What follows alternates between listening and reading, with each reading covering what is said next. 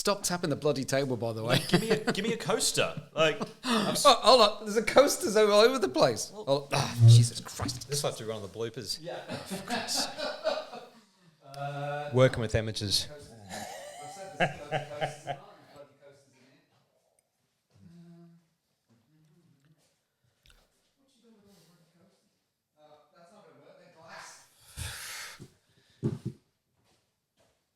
why do you not know where the coasters are in your own house? Because of my wife. Uh-huh. It's always someone else's fault, isn't it?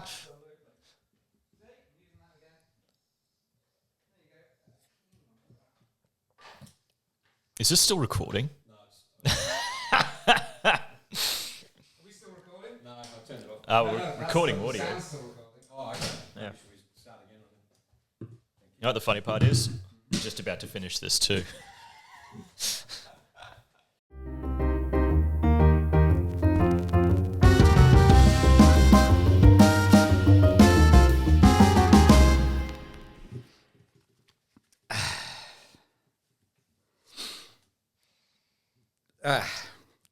Welcome to the Genre Fiction Podcast. This is Harry Colfer, and I'm here with Bryn Smith, who's trying not to laugh, and Jack Roney.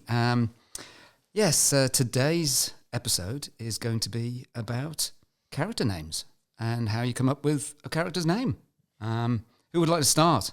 It's kind of funny how this evolved. We were just about ready to start recording on another episode, and we just segued into I think, Harry, you just said, how do you pick character names? We start having this full-blown conversation. We said, stop, this should be an episode. Quick, get the recording on. So this is the extent of our planning. Oh, before we do get into it, we should say we've got an email now, so genrefictionpodcast @gmail.com. Send us your writing questions, your suggestions for episodes, your hate mail. Just send us anything. Yeah. So that's why you should start these things, because you remember shit like that, and I just completely forget about it and just start randomly talking. And for your hate mail, that's Bryn Smith, spelled B-R-Y-N. Yeah, see, Harry, this is typical pantser coming out to the no freaking planning, Absolutely, no preparation, yeah, just the flying idea. by the seat of your trousers. That's it. You miss all the key details. Anyway, character names. What were we? Well, basically, I started off by saying, so how do you come up with your character names? And I threw that to Jack, and what was your answer? I just said I kind of make shit up as I go. But when you look at a lot of stories... Stop swearing. This is a non-explicit podcast. Oh, yes. No swearing. A lot of authors deliberately choose names that are fairly closely aligned to a character type. You know, if it's Buck or, some Maximus is a strong name for a detective, or there's usually or it's the spelling is a little bit different. Skye is the S-K-Y-E is the name of a female detective. They're usually, they're never just Jane or Karen or Sharon or Julie. There's something a bit obscure, something that's memorable. I think that's for main characters. So, often you find that in a novel you'll have hundreds of characters that may not, they'll just be side characters and the like, but you've still got to come up with a name for them. And often you've got to come up with two names. It can't just be the first name. And so it does pose an issue. I'll have to admit that because I sort of, a lot of my writing so far has been a sort of cathartic process whereby I'm sort of frustrated with things that go on with my work life, and so I'll come back and start writing. And so sometimes if there's a particular nasty character and I've just been pissed off by somebody who's I have to work for, I may just use their first name and throw that in, and I can have that little snigger in the back of my head when I'm reading again that I know where that name came from. But that's one process I use, is that sometimes so don't annoy me too much, because you might end up as a character name. With the character names, I have noticed that a lot of action hero characters or thriller main characters tend to have these really strong names, especially with the hard C or the hard K sound. So, Jack, you've got Detective O'Connor. I've got Detective Craddock. Yours isn't a detective, though. No. But, what's Jonathan Byrne. Jonathan Byrne, okay. And it's weird. Well, you're the difference that proves the rule, the exception that proves the rule, though. Yeah, it's the same with like movie action heroes. They're always named like Jack Strongman or something like that. It's very. I initially, when I first started writing, I would be sort of writing away, and then a new character would come up, and I would then come up with a name, and I then would sort of carry on writing. Then another character might come up with this name, and bizarrely, I found that the vast majority of the people's names that I was coming up with started with a J. And then I had to go back and start changing them because I don't know why it was. But Jono and his crewmate Jan, and I literally had to go back. Jan. So I had to go back and start changing people's names because I just found that I was fixating on a few letters of the alphabet. And so I do keep a record of all the characters. Here you go. So I do have a database of all the characters that I've used. Who's recording stuff? And I can then check to see whether I've used that name before as a character. Because it's one of those things, Jono's now appeared in, now will have been in 3 novels and 32 short stories. And so that's a lot of characters. And I've got to just be careful that I'm not repeating the same names too much or at all to cause any confusion. I have to sort of make sure that I've got a record of when they've been used and which stories they've been in and stuff like that. What about for secondary characters that might only have a brief appearance? Sometimes I've just reverted to, if I'm talking in police terms, the station sergeant. I think it doesn't warrant giving them a name. Their appearance is only very minor. But sometimes it's easier because if there's going to be some dialogue and you want to reference that person a number of times, even though they play a small role, it's easier to give them a name just for that part that they play, even though they're effectively an extra in the story. Yeah, I mean, I'll give them a name. Sometimes I don't. I'll just have them down as unknown or unnamed in my little database. But with a description of what they did or what was part of their character or what their role was. It depends on the dialogue. As you say, if you're talking to somebody who would be usually referred to by their title, then you wouldn't be using first names with them potentially. So that's something you've got to. It all depends on the dialogue that's happening. I think you have to be sort of aware of how it sounds because using full names just doesn't work sometimes because it just wouldn't be how people talk. In terms of character names, I also think that genre plays an important part as well. I'm thinking here, Lord of the Rings, 2 characters that come to mind is Sauron and Saruman. Yeah, why? So clearly, there's this kind of hint that there's a connection between the two. That Saruman he's a wizard, he's a man version that is kind of becomes an advocate for Sauron, who is more. But he wasn't mystical. Originally. So well, yeah, he wasn't. He was turned, but it's clever. Whether that was an intentional thing that he was kind of sending the message that these 2 characters are closely aligned. One is a man, and one is a mystical figure. And then your elves have got elvish names, your dwarves have got fat, solid, clunky names, and you've got your hobbits are kind of more whimsical kind of names. So I think if you're writing fantasy, you can have a lot more fun with your names will be more akin to what sort of group they come from. If you're writing real world stories, I often find if there's if it's a coming of age YA book where there's a group of young boys in a gang, there's 4 boys, and those 4 boys will. I keep going back to Stephen King's The Body, which is the movie Stand By Me, and it's the story about the 4 boys. The 4 boys have all got quite distinct names, and it almost reflects the character. Yeah. If one of them's the chubby dumb boy, he's got a name that kind of sounds like a chubby dumb boy. You got the guy that's... What are their names? I knew you were going to ask me that. I can't. Put him on the spot. He'll Google it later. We can Google this. Can you Google? I'll sure. tap dance while you do that. I'll walk straight into that one. I know that. But you know what I mean? A lot of authors will, and I suppose I do probably tend to do this. I think about, like you were saying, Harry, you picture a character, and who do they most remind you of? Although you don't want to be accused of people saying, oh, that character is such and such a person. You don't want to make the name sound. But for me, I want the name to be memorable for me, but also to be memorable for the readers so that there's enough distinction that they can clearly remember who's who. Yeah, that's an important thing. Have you found them up yet? Yeah, I've got them. So there was a Gordon. Gordo. Gordy. According to this, it says Gordy, Chris, Teddy, and Vern. Is this sounding familiar? Yeah, so Teddy, you got Teddy. So Vern is more of a nerdy kind of name, fits the character. Teddy was kind of from memory, he's kind of more the plump boy. Yep. You know, so see how even the Vern has a connotation of being kind of more of a nerdy sort of person. Teddy is more of a kind of a softer, cuddly sort of. Yeah. So see how the names that end in the E sound seem to be like those softer names. Yeah. So Teddy was the sort of fat kid, and then we've got.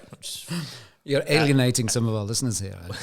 Chris was the gutsy. Chris and Gordy, yeah. Yeah, Gordy's he's the narrator. He's the main he's the one that's telling the story as an adult from memory. And Chris is the one that's the brave one. He's the gutsy out of the crew. Hard C sound. Chris. Yes. Chris, so there you go. Isn't it interesting how those 4 names, without even knowing, you can almost hear those 4 names and picture the character.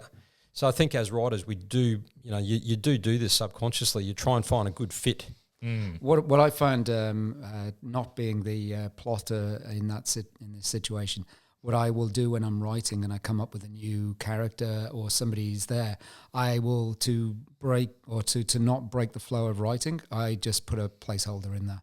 So I will have square brackets, name, question mark, and then just carry on writing. And that way I can then go back and find them and then say, okay, what's this person? What do they look like? How am I going to name them? And that. I would love to say that I put a lot of thought and effort into it, but the vast majority of them I use an app. So Okay. I'm obviously a fan of Scrivener, and that has a name generator in it, and it can generate thousands of names depending on. You can actually download different nationalities and things, and you can say whether you want to have it so that there's alliteration with the names, or what you can give it a first name and then they'll add in the surname and stuff like that. So that's one way I've created names using software. And there's another little app on my phone that I use called Characterize, and that literally you press a button and it gives you a name and a lot of details about that particular character. It's just a database and it just generates the names for you. And it just, at the end of the day, if you don't want to spend half an hour coming up with a new name for a character that lasts about 2 seconds in your story, it's pointless. So anything that can speed that sort of thing up is, and sometimes you read the name and go, don't like that one, and move on. But I usually limit myself to about 5 clicks and then go, I'll go with that name. I don't know. And I think for the leads, particularly whether it's a male or female, probably applies equally, but even for the strong female protagonists, you'll often find, so if you've got a female detective or a female superhero, Lara Croft, they're always hard K. That's it, yeah. Hard there you go. hard C sounds, yeah. So they're always these strong sounding names if you've got your hero as the protagonist, and with male characters as well, you're not going to hear of Kevin Jones as the protagonist. It's always something a little bit obscure, something memorable, something strong. It's always something that's got a bit of grit, a bit of oomph behind it. Yeah. It's always those sort of sounds.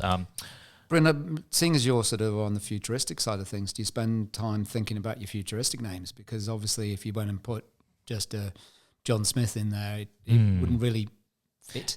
Yeah. Like it depends on how far futuristic you want to go. Like if you want to go fantastical future, then you definitely do have fantastical names. So even though Star Wars is a long time ago in a galaxy far, far away, you've got names like Skywalker, right? Yeah. The names that I picked in Magnus Knights for a sci-fi, Magnus is meant to be this weird, culturally merged place with a combination, because there's English names, there's French names, there's German names, and there's Spanish names in Magnus, which allowed me a bit of leeway with picking names, because it meant that I could have my main characters be, because I write in English for an English audience, they could be these familiar, strong sounding English names, but for side or supporting characters, I could pick something a bit more exotic, something with a bit of hidden meaning behind it. So if you looked up the surnames of certain characters, you might actually see how their surname reflects their personalities and the decisions that they make. So I think sorry to interrupt, but just really quick, I think it also helps in describing a character. So if I tell you that this detective's name is Detective Rodriguez, what is that? What do you picture? Yeah,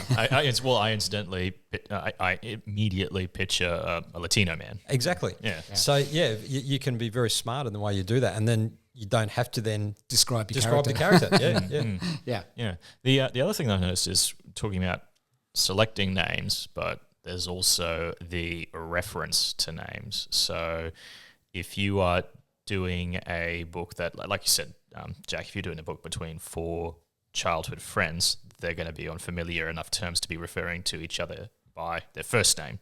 Or even nicknames. Or nicknames. Or even nicknames, yeah.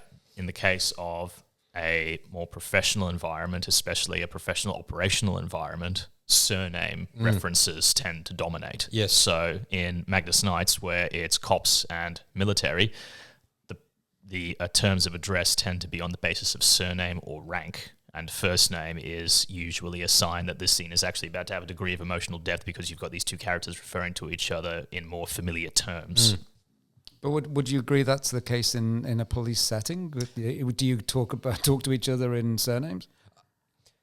Sometimes yes, sometimes no. I think again it's that familiarity. A lot of times I've worked with a lot of colleagues and we refer to each other by surname.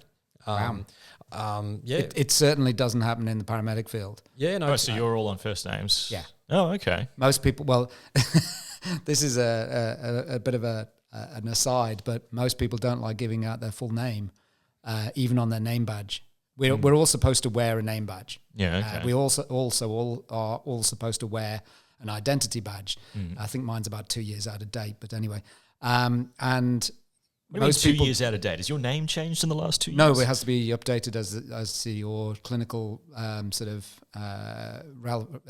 registration and stuff like that. Oh, right, but right, they right. don't get around to replacing them, so you just carry on using the one that's there. Okay. But if anyone actually wants to look at them closely, most of the paramedics' ID badges are out of date. Okay. But we also wear.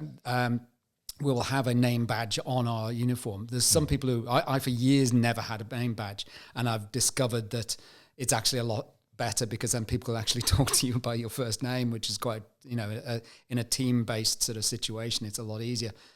But most people won't put their full name onto their badge, even though you can. They won't do it because then you are opening up yourself to somebody actually searching you down. Finding it. Because unfortunately, you're all nurses for sure. and paramedics and doctors. We're all on a register, and you can go onto the registration and just plug in and find out everything about quite a lot about you as a registered professional. Oh wow! And so a lot of people don't like doing that when you have to deal with some psych people. Yeah, for sure. That's been a trend. I know we're segueing here, but it's reasonable. That's been a trend with police. We've always had to have our name. Well, more recently on the more recent uniform. Back in the day, we didn't have name tags. When we started wearing name tags, you'd have your rank in your name. What's starting to happen is officers are putting just their registered number. Yeah. But the thing is, there's a lot of legislation that says that when you are enforcing a power, you still have to tell a person your name, rank, and registered number anyway. Right. And for me, I'm more than happy to tell if when I was a police officer, I would introduce myself by name. I wasn't paranoid about, they might find out who my name is and search me up. I found it was a really good icebreaker to actually have a conversation. And if I'm going to ask them their name, it's only respectful to tell them what my name is. So I don't have a big issue with having my name displayed on my uniform, but it's... I've never really had an issue about it, and nobody's ever tried to stalk me in that sort of aspect of it. But I do. That sounds like good news. It is good news, but I have just the one that I have now is just my first name, and that's it.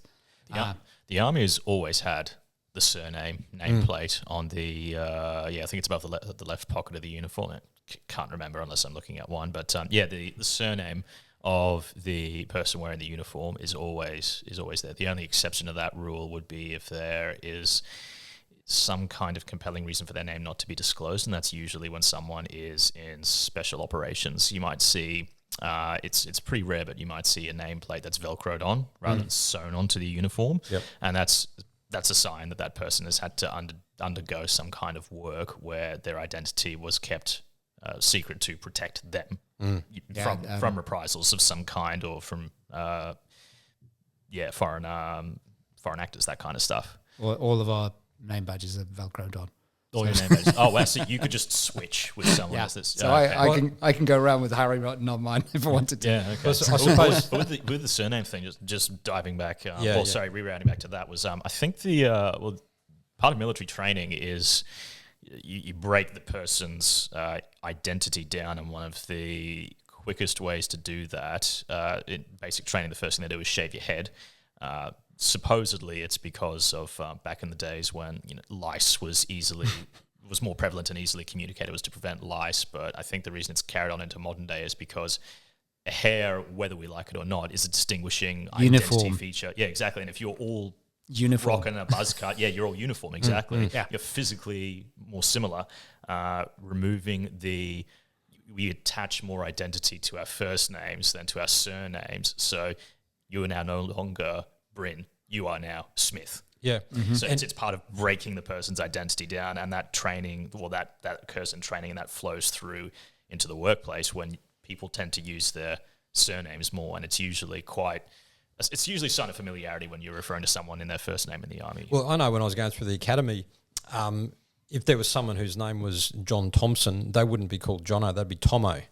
So all the nicknames are a derivative of their surname. So just about everyone in my squad at the academy had a nickname based on their surname. But to get back to the original question around what characters and how do we reference surname or first name, what I do is, because it's reasonably common for police to refer to each other by surname, if it's the narrator is saying who's speaking, it'll be Officer Murray or Officer Long. It'll just be Long said. And consistently I refer to that person as Long, because Long is the surname for the whole book.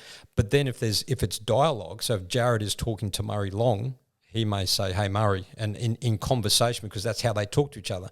But to keep it uniform, the narrator refers to that character by the surname. Yeah. Well, if you're referring to a surname as well, one of the things I've found is you've got a bit more.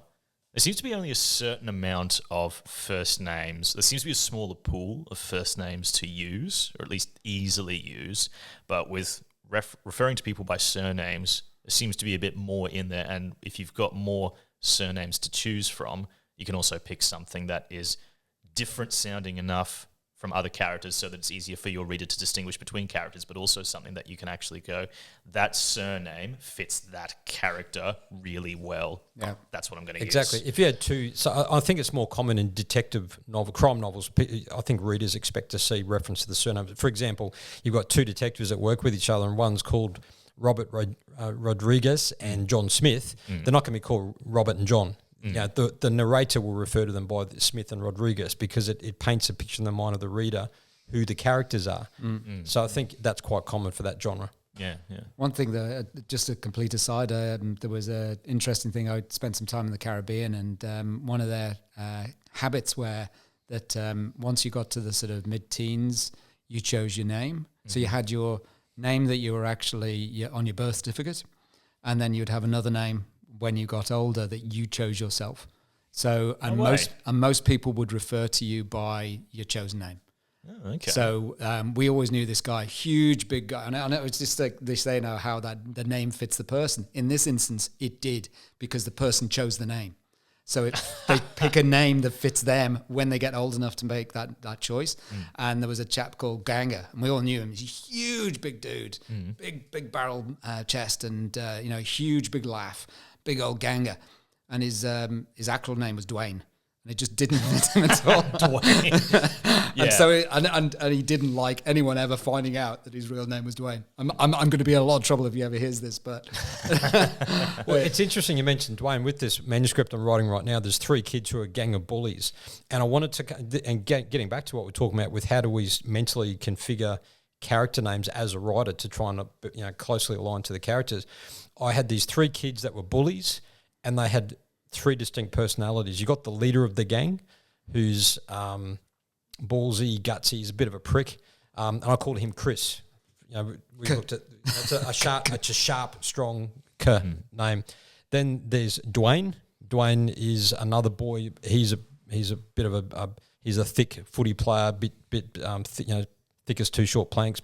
He's the big dumb muscle. He's the big dumb muscle. So Dwayne, it kind of fits. And then there was Alan. Alan is he's another one of the real arseholes. He's spiteful. So I was deliberately picking first names that kind of help the reader But is it your experiences over the years of those sort of names that you've come across, people that remind you and things like that? That's what you associate. It was really difficult when we were come up with names for our children. My wife, being a teacher, had all of this experience of every single name would be associated with somebody. There'd be a negative experience associated. Yeah, exactly. I had the same. I dealt with juvenile offenders, and when my kids were being born, we'd picking certain names, and I'd say to them, "No, we can't do that. I know this kid by that name that I just charged for doing breaking and enters. I don't want to name my kid that." So I just got to ask now. Okay, are any of your kids named after juvenile offenders now? And are any of your kids named after students that were absolute ratbags? Or did you manage to find something that ticked the box? Different. Just went and picked different names. Yeah. I was able to find clean skin names that weren't contaminated. Names. Thank God for that. Yeah. Right. I think we've... Have we done this one? I reckon. There was one other thing that I wanted to raise, but I can't think of it now. It mustn't have been that important. I think we seem to have drawn to a close on this podcast.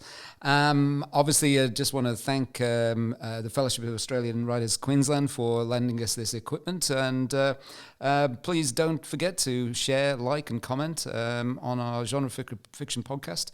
And please send us your questions to genrefictionpodcast@gmail.com. Many thanks. Bye now. See you, everyone. Bye.